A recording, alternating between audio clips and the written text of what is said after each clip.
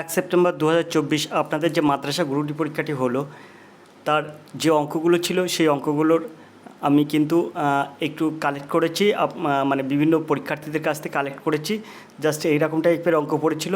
অঙ্কগুলো কীভাবে করলে ফুল মার্ক পাবেন আপনাদের সামনে আমি তুলে ধরছি। আপনারা দেখছেন আর এডুকেশন স্কুল।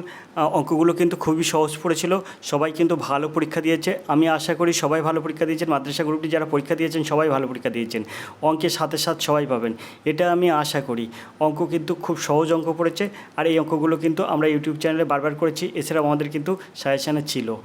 তো আমরা একের দাগের অঙ্ক দেখব। তো প্রথম অঙ্ক নাকি এরকম একটা অঙ্ক পড়েছিল, এক ব্যক্তির বেতন প্রথমে 20% বৃদ্ধি পায়, পরে 20% হ্রাস পায়। ওই ব্যক্তির বেতনের শতকরা কী পরিবর্তন হলো। এটা কিন্তু আমাদের শতকরা অঙ্কে এই অঙ্কটা দেওয়া আছে। আমরা ইউটিউব চ্যানেলে কিন্তু এই অঙ্কটা দিয়েছিলাম।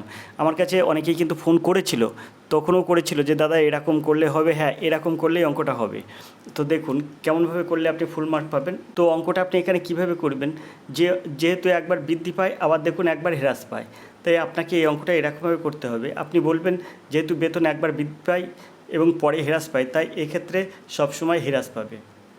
কী লিখবেন, একবার বেতন 20% বৃদ্ধি পায়, পরে 20% হ্রাস পায়, তাই এক্ষেত্রে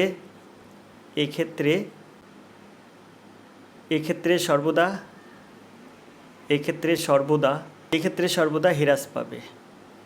হ্রাস পাবে। আবার বলছি, আপনারা প্রথমে লিখবেন যেহেতু একবার 20% বৃদ্ধি পাচ্ছে, পরে 20% হ্রাস পাচ্ছে, তাই এক্ষেত্রে সর্বদা বেতন হ্রাস পাবে। তাই এখানে সর্বদা হ্রাস পাবে এরকম লিখলেও হয়ে যাবে। এক্ষেত্রে বেতন, আপনারা এখানে লিখবেন এক্ষেত্রে বেতন সর্বদা হ্রাস পাবে। তো লিখবেন অতএব বেতন হ্রাস সমান, ভালো করে বুঝবেন, একবার বৃদ্ধি পায় আর একবার হ্রাস পায়, তাই সবসময় এক্ষেত্রে হ্রাস পাবে। দেখুন একবার বৃদ্ধি পাচ্ছে তাই 20 যোগ হয়ে গেল, একবার হ্রাস পাচ্ছে তাই 20 বিয়োগ হয়ে গেল। আর এই যে বিয়োগ সবসময় এক্ষেত্রে হ্রাস পাবে, তো এখানে বিয়োগ হয়ে গেল। তারপরে কি হবে, 20 গুণ 20/100। সব ক্ষেত্রে এটার কিন্তু ফুলটাই পার্সেন্টেজ হয়ে গেল। এবার আপনি কি করবেন, এই যে +20 -20 কাটবেন, আর এখানে কিন্তু এই যে মাইনাস থাকলো। এবার 20 গুণ 20/100 এত পার্সেন্ট, এই দুটো শূন্য আপনি কাটবেন, সমান -4। এই 4% কিন্তু হ্রাস পাবে। আপনি যদি অঙ্কটা এইভাবে সব করেন তাহলে কিন্তু আপনার ফুল মার্ক দেবে।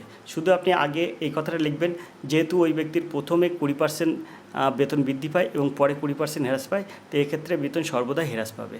অতএব বেতন হ্রাস সমান। আশা করি আপনারা বুঝতে পারছেন। তো একের দাগের ফুল মার্ক পেতে গেলে কিন্তু আপনার এই কথাটা লিখতে হবে। ওপরে যেটুকু বললাম আমি লিখিনি, কিন্তু ওই লিখতে হবে কিন্তু আপনাদের। তো এটা কিন্তু একের দাগের অঙ্ক হয়ে গেল। এবার দুয়ের দাগের অঙ্ক বা এর পরের অঙ্ক, এরকম একটা অঙ্ক ছিল, সেটা আমি দেখাচ্ছি দেখুন। তো এর পরের অঙ্ক, দুয়ের দাগের অঙ্ক, এরকম একটা অঙ্ক পড়েছিল, কোন ক্ষুদ্রতম সংখ্যা থেকে 11 বিয়োগ করলে বিয়োগফল 24, 30, 36 ও 42 দ্বারা বিভাজ্য হবে। তো এই ক্ষেত্রে আপনি কি করবেন, 24, 30, 36 ও 42-এর লসাগু করবেন। লসাগু করার পরে আপনার যেটা উত্তর হবে সেটার সঙ্গে 11টা যোগ করে দেবেন। অতএব নির্ণয় ক্ষুদ্রতম সংখ্যা বলে 11টা যোগ করে দেবেন। তাহলে কিন্তু এই 24, 30, 36 দ্বারা 42 দ্বারা সেটা বিভাজ্য হবে, যার থেকে কিন্তু 11 বিয়োগ করলে বিয়োগফল এত দ্বারা বিভাজ্য হবে। এখন এই জায়গাটায় এই যে 24, 30, 36, 42 আছে, এই জায়গাটায় কিন্তু সে ভুল বলেছিল যে দাদা এখানে 24, 30, 36, 42 এরকম হয়তো না, মানে এরকম 4টি সংখ্যায় দেওয়া ছিল, কিন্তু ওই এক্স্যাক্টলি কী ছিল সেটা বলতে পারছে না। তাই আপনাদেরকে আমি এটা ধরেই দেখিয়ে দিচ্ছি। ও বলেছিল যা লসাগু করলে কিন্তু হয় তার যে 24, তারপরে 30, তারপরে 36, তারপরে 42। তো এই যে এটা লসাগু করলে হয়ে যায় 2, 12 দিনও 24, 15 দিনও 30, 18 দিনও 36 আর 21 দিনও 42।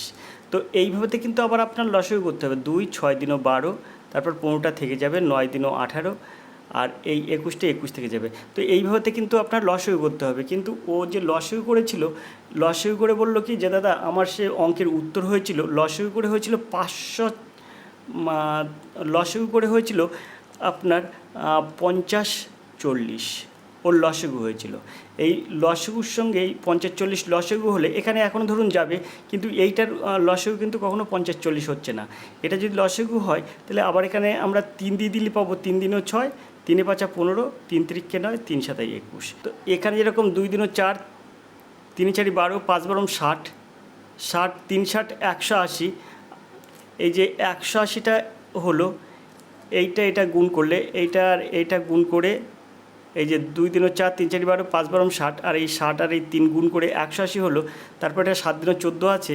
ও বলছিল আমার 7 দিনও 14 হয়নি, ওই জায়গায় এই 180 হয়েছিল। 180-র সাথে সাথে 180-র সাথে সাথে ওর আবার কত দিক গুণ করেছিল, করলে এটা 50-40 হয়েছিল। এই 50-40 সাথে কিন্তু এই 11টা যোগ হয়ে যাবে।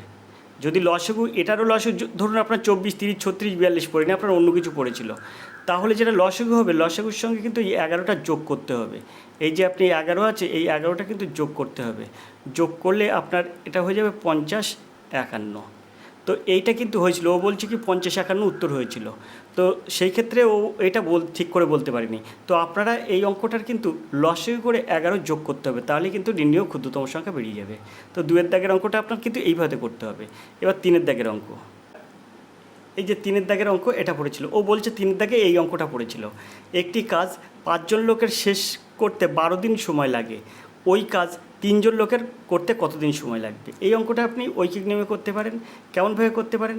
এরকমভাবে 5 জন লোকের লাগে 12 দিন, একজন লোকের লাগে 12 গুণ 5 এতদিন, আর এই যে 3 জন, এই 3 জন লোকের লাগে 12 গুণ 5 নিচে 3। এখানে 3 4 12, 4 5 20, 20 দিন। তো এটা আপনি ঐকিক নিয়ম করলে এরকম করতে পারেন। আপনি আবার ওটা ত্রৈরাশি করতে পারেন। ত্রৈরাশি করলে আপনি ত্রৈরাশি করলে সবচেয়ে বেশি ভালো নাম্বার দেয়। ঐকিক নিয়ম করলে একটু হয়তো নাম্বার কম দেবে, কিন্তু আপনি এরকম ফুল করলে কিন্তু আপনার নাম্বার দিয়ে দেবে। তো এখানে আপনি লিখতে পারবেন। তো এখানে কিন্তু এখনও শেষ হয়নি, মানে এখানে এই যে 20 দিন আপনি উত্তর করেছেন, তো এবার আপনি লিখবেন কি যে অতএব ওই কাজটি 3 জন লোকের শেষ করতে সময় লাগে 20 দিন বলে এখানে আপনার উত্তরটা লিখতে হবে। এইবার আমরা পরের প্রশ্নটা দেখব। এবার একটা অঙ্ক ছিল 4-এর দাগের অঙ্ক, বলছিল এই অঙ্কটাই 1 ছিল। একটি সংখ্যার এককের অঙ্ক দশকের অঙ্কের 4 গুণ, সংখ্যাটির যোগফল 10 হলে সংখ্যাটি কত? তো এই এককের অঙ্ক আপনি মনে করুন একক আর এই দশক, তো একক এখানে বলছি এককের অঙ্ক দশকের অঙ্কের 4 গুণ। তো দশকের অঙ্ক মনে করুন 4x, তো আপনি দশকের অঙ্ক মনে করুন x, আর এককের অঙ্ক মনে করুন 4x। তাহলে সংখ্যাটি কত হবে? সংখ্যাটি x সংখ্যাটি সমান সমান হয়ে যাবে 10x যোগ 4x।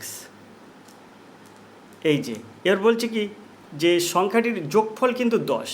তো আপনি একটা সংখ্যা ধরেছেন x আর একটা সংখ্যা ধরেছেন 4x, তাই আপনি কি করলেন শর্ত অনুসারে এই 4x প্লাস x সমান সমান 10।